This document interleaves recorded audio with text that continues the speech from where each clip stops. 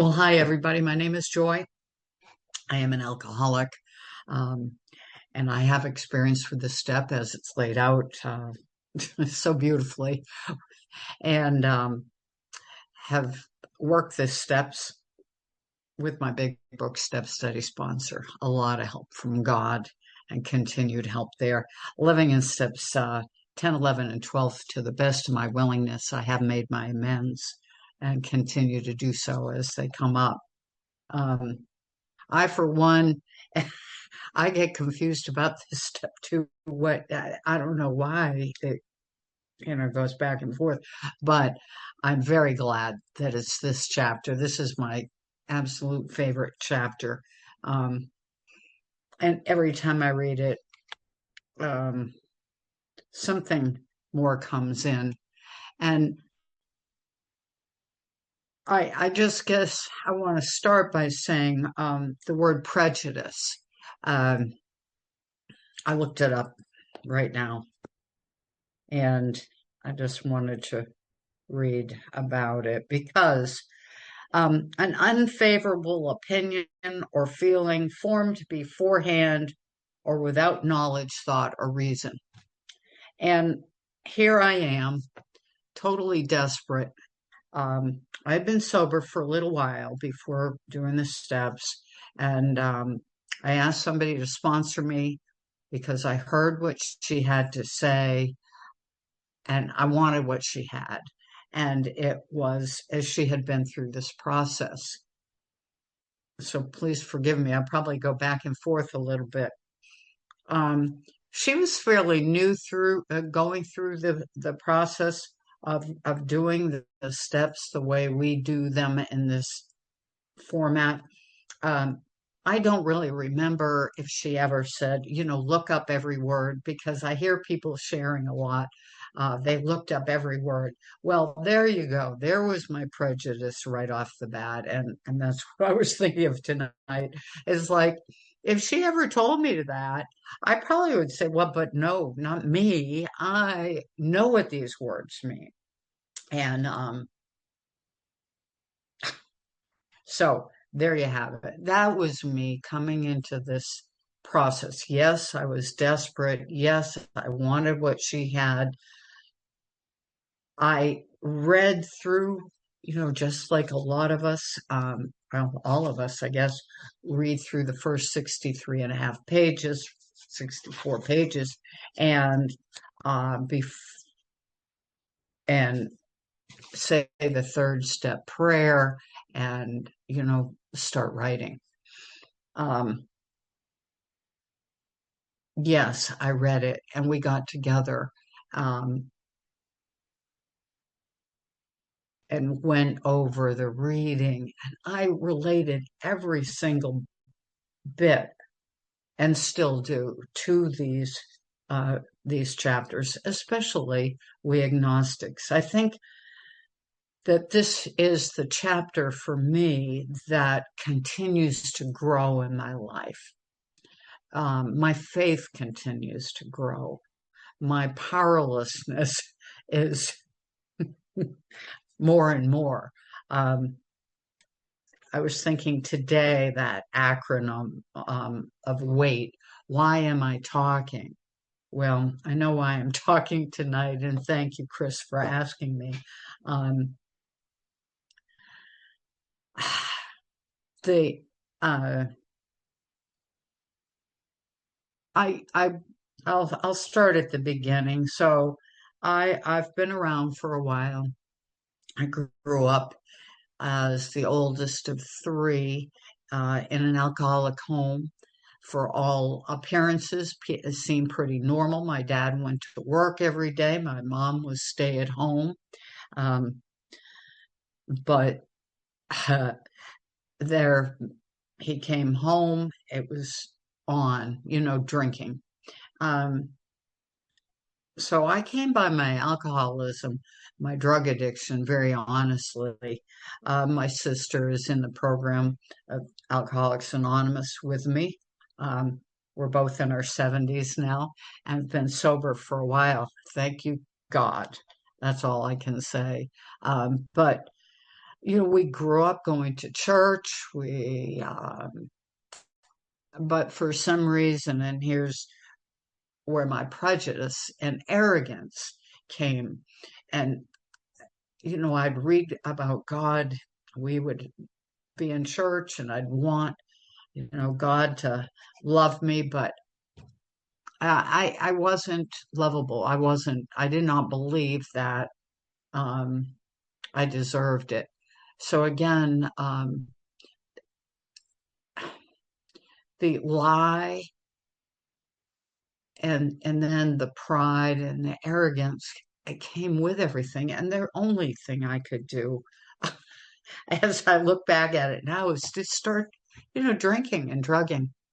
I grew up in the 70s, 60s and 70s, and that's what we did. I would get that momentary relief from my feelings, my thoughts, and I continued on this path for a long time. I probably picked up my first drink at age 16, maybe sooner. I was already smoking cigarettes. Um, I found pot and um, guys. And so there was this whole slew of things that I was, and that, just that it made me run, and the fear. And it sort of gave me momentary courage. So, so I went on like that for a long time. Um, you know, eh, we found, it says here on page 45, and I had them, but we found that such codes and philosophies did not save us, no matter how much we tried. We could wish to be moral. We could wish to be philosophically comforted. In fact, we could will these things with all our might, but the needed power wasn't there. Our human resources, as marshaled by the will, were not sufficient. They failed us utterly. And I'm sure I read this when I was doing this reading with my sponsor, but today this means so much more to me. My I tried. I tried and tried and tried uh, to figure out what I should do, how I should live life. And I tried so hard and I never made it. I'm one that did go into treatment in 1985, as a matter of fact. Um, my daughter was 6 months old. I left her to go into treatment. And the first thing I saw up on the wall in this treatment center were the 12 steps. But it was this step, came to believe that a power greater than myself could restore me to sanity. And for some reason, is that grabbed me because I was so afraid I had gone insane. I couldn't do anything right, not in my mind anyway. I mean, I just couldn't. And here it says lack of power was our dilemma. It had to be a power greater than myself. Well, they spent a lot of time trying to explain this power greater than myself. Well, I still don't really get it. And I guess finally I realized, well, that's okay. That's okay. I don't get it. All I know is it can't be me anymore. When I have a day, and I still have days in the bedevilment, on page 52, which we love and which brought me to do this work really because I had, um, well, sorry, I jump around a lot, but it's my ADHD. But um, so I got sober um, first in 1985, um, but my sobriety date is May 1st, 1991. I, I got sober. I didn't never pick up a drink since then, but there were some drugs that I just had to have because I needed that edge taken off. So obviously I wasn't too sober. But so 1991 is my total clean and sober date. I started writing, let's see, 1991, in 1999 with doing the process that we talk about in this book. Um, and, I went to a few meetings and, well, a lot of meetings prior to starting the work and working with a sponsor. And we would read these bedevilments and I could really relate to those. But I do have to say, still, personal relationships. I've been married for 30 years to a man who is an alcoholic. There's going to be, that's going to spur some troubles. Um, I still can fall into depression. I still can fall into remorse and guilt. And all I can say is the time that I spend in the bedevilments is always so much shorter than it was past because of this continued work. I go to open AA meetings and I love them. But these are the meetings that I hear what other people are doing, um, or what they had done, the sort of the brick and mortar, so to speak, of doing the steps. I wouldn't, before doing the work this way, I would have read them. I would read, the book is good. And I'd talk about going to open AA meetings and, some drama in my life would be going on. And I remember my sponsor saying, and she still does say, I'll give you 5 minutes on the problem and then we'll be in the solution. The solution today is remembering that God is, and I am not the solution, that God is the solution, whatever that means, but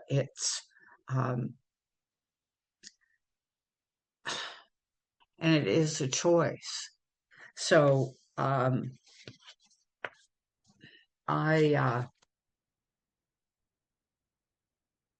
mm,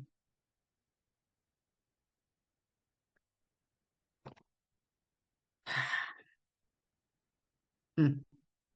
So I'll just say again, came to believe, I'm still coming to.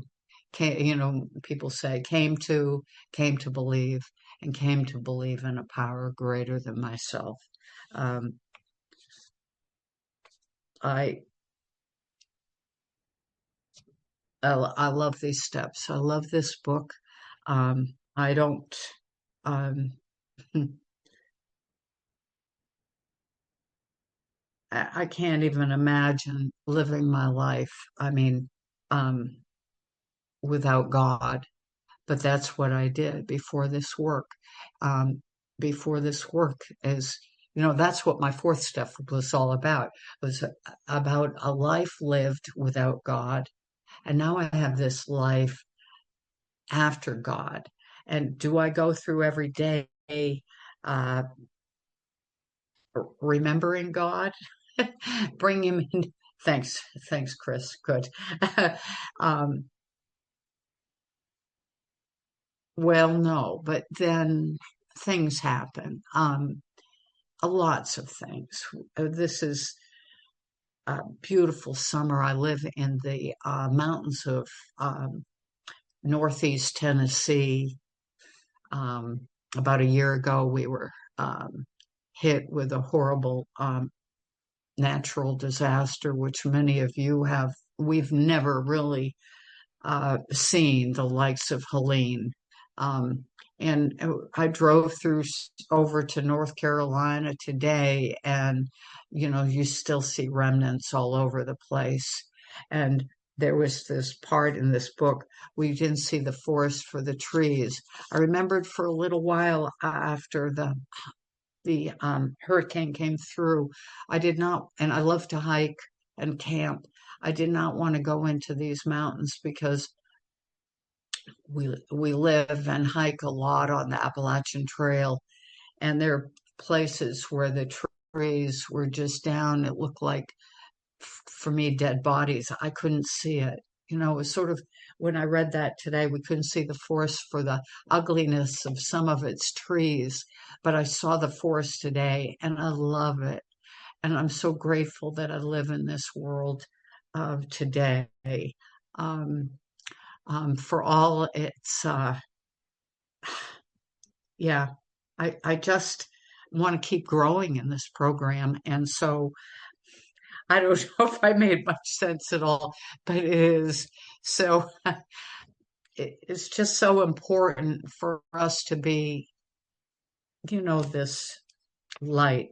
I do have a couple of sponsors that have been through this program, and one did go to Vancouver. I think some of you might have gone, maybe, to the big international AA convention.